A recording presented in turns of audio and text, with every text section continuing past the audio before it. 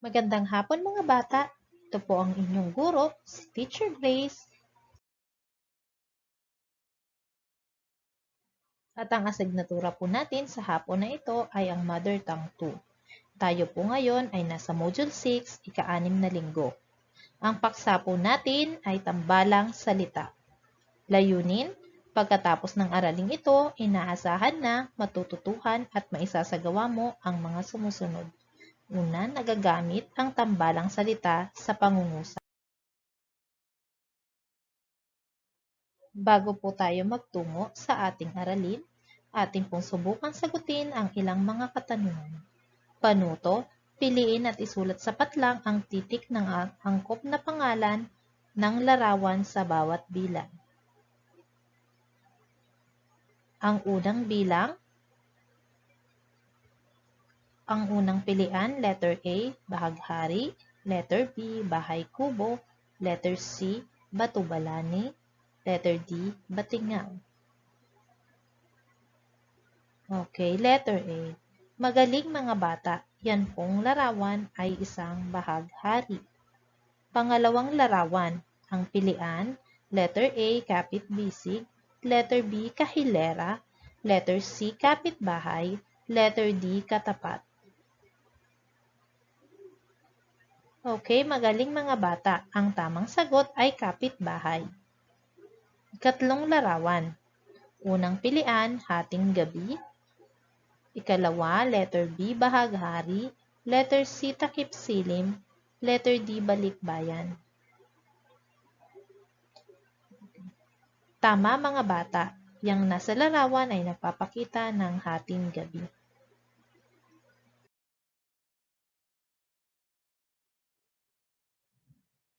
Ika-4 na bilang. Pagmasdan pong muli ang larawan. Letter A, silid-aralan, letter B, batingaw, letter C, kapitbahay, letter D, silid-aklatan. Magaling mga bata, yan ay isang silid-aralan. Ika-5 bilang. Ang unang pilian ay kapitbahay, letter B, silid-aralan, letter C, bahay kubo, at letter D, batingaw. Tama mga bata, yan ay isang bahay kubo. Magaling mga bata, tayo ngayon ay magtungo na sa ating susunod na gawain. Ating munang sagutin ang balik-tanaw. Tukuyin ang may salungguhit na salita sa pangungusap kung ito ay tauhan, tagpuan o suliranin. Bilugan ang titik ng tamang sagot. Number 1, si Ray ay nagbakasyon sa Palawan. A. Tagpuan, B. Tauhan, C. Suliranin. Letter B mga bata, tama. Yan ang may salungguhit ay Ray at siya ay tauhan. Number 2, nawala ang alagang tuta ni Lito. Letter A, tagpuan, letter B, tauhan, letter C, suliranin. Tama mga bata, yan ay suliranin.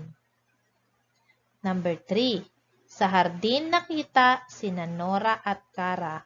Ang may salungguhit ay hardin. Letter A, tagpuan, letter B, tauhan, letter C, suliranin. Magaling mga bata, ang hardin ay isang tagpuan.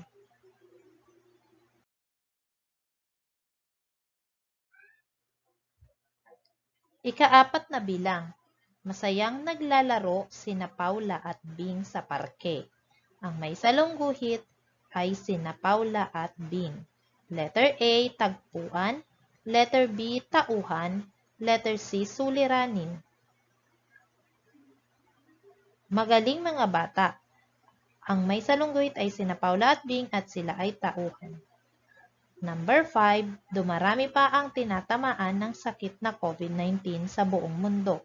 Ang may salungguhit, dumarami pa ang tinatamaan ng sakit na COVID-19. Letter A, tagpuan. Letter B, tauhan. Letter C, suliranin. Tama mga bata, ang may salungguhit ay suliranin.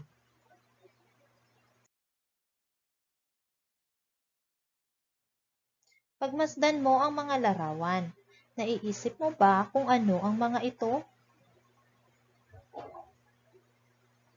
Tama! Ang unang larawan ay bahay kubo, ikalawa silid-aralan at ang ikatlo ay bahag-hari.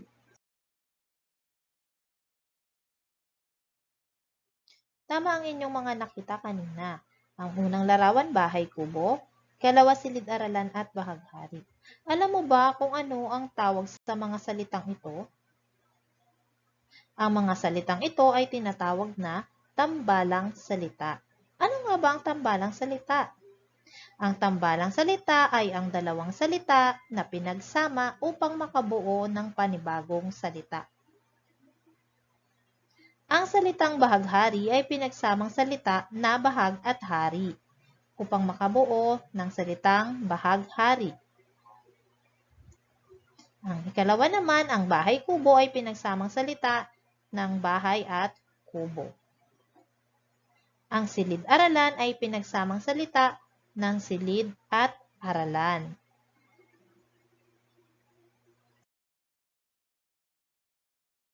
Ano pa ang gagawin ko? Gawain 1, ang panuto, bilugan ang tambalang salita na makikita sa bawat pangungusap.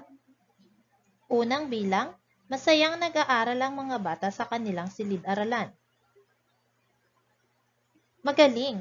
Ang tambalang salita sa unang bilang ay silid-aralan. Ikalawang bilang, aray ko po, ang hapdi ng aking bungang araw. Tama! Ang tambalang salita sa ikalawang bilang ay bungang araw. Ikatlo, may kaibigan akong balat sibuyas. Magaling! Ang tambalang salita sa ikatlong bilang ay balat sibuyas. Ikaapat na bilang, nakapagtapos kami ng pag-aaral dahil kayod kalabaw ang aking ama. Tama mga bata! Ang tambalang salita sa ikaapat na bilang ay kayod kalabaw. Number 5. Nako! Takip silim na. Kailangan ko nang umuwi. Magaling! Ang tambalang salita naman sa ikalimang bilang ay takip silim.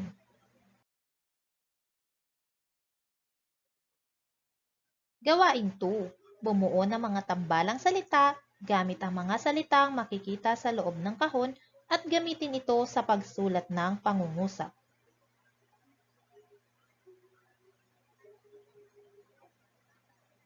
Unang bilang, kapit bahay. Tama mga bata, makakabuo tayo ng salitang kapitbahay sa loob ng nasa kahon. Kalawa, bahaghari. Ikatlo, balat sibuyas. Ikaapat, takip silim. At ikalima, kayod kalabaw. Ngayon naman po, gamitin natin ito sa pangungusap. Unang pangungusap para sa unang bilang, binigyan tayo ng mangga ng bago nating kapitbahay. Magaling mga bata. Kalawang bilang, para naman sa salitang bahaghari. Napakagandang pagmasdan ng bahaghari. Tama. Katlong bilang. Huwag kayong magbibiro kay Alice dahil siya ay balat sibuyas. Magaling mga bata. Ikaapat na bilang. Malapit na ang takip silim ngunit wala pa si ate. Mahusay. Kalimang bilang. Dahil sa hirap ng panahon ngayon, kaya kayod kalabaw ang mga tao sa kanilang trabaho. Magaling mga bata. Maaari nyo pa iyang gamitin sa ibang pangungusap.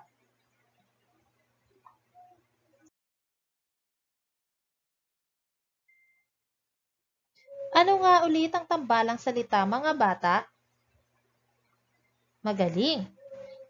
Lagi nating isaisip na ang tambalang salita ay dalawang magkaibang salita na pinag-isa upang makabuo ng panibagong salita at kahulugan. Ano ang kaya kong gawin? Panuto. Hanapin sa hanay B ang tinutukoy ng tambalang salita sa hanay A. Isulat ang titik ng tamang sagot, sapat lang. Unang bilang, balik, bayan. Ikalawang bilang, bahay kubo. Ikatlong bilang, kapit tuko. Ikaapat na bilang, takip silim at ikalimang bilang, kapit bahay. Hahanapin natin ang kahulugan ng nasa hanay A sa hanay B. Okay, magaling mga bata. Ang unang bilang ay nangangahulugan na taong galing sa ibang bansa, letter B. Ikalawang bilang, letter D, bahay kubo, ibig sabihin ito ay bahay na yari sa kubo. Number 3, kapit tuko. Magaling, letter E, ibig sabihin yan ay mahigpit ang pagkakakapit. Number 4, takip silim. Okay, tama. Yan ay letter A. Ibig sabihin ng takip silim, papalubog na ang araw. Number 5, kapitbahay. Magaling. Yan ay letter C. Taong kalapit ang bahay. Ang susunod na gawain ay kumusta na ang target ko. Hindi ko na po ibibigay ang tamang sagot dito dahil kayo na po ang gagawa ng gawain na ito. Panuto, sipiin sa kahon at isulat sa patlang ang wastong sagot upang mabuo ang tambalang salita sa bawat pangungusap.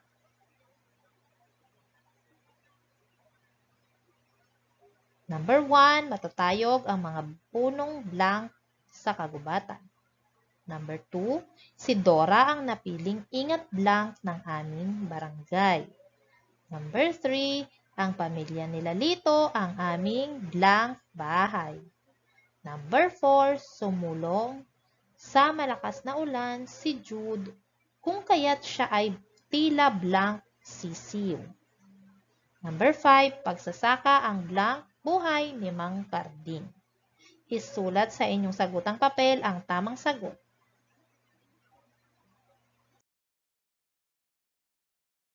Susunod na gawain, panuto, pumili ng 5 tambalang salita sa ibaba at gumupit ng mga larawan nito. Idikit ito sa bond paper o sa inyong malinis na papel o kaya sa inyong kwaderno. Letter A, anak araw. Letter B, takip silim. Letter C, hating gabi. Letter D, kapitbahay. Letter E, anak pawis. Letter F, basang sisiw. Letter G, matang lawin. Letter H, mata pobre. Pumili lamang po ng 5 tambalang salita. Dito nagtatapos ang ating aralin ngayong hapon. Sana po ay marami kayong natutunan at laging tatandaan, laging mag-aral ng mabuti at mag-ingat palagi. Thank you, kids!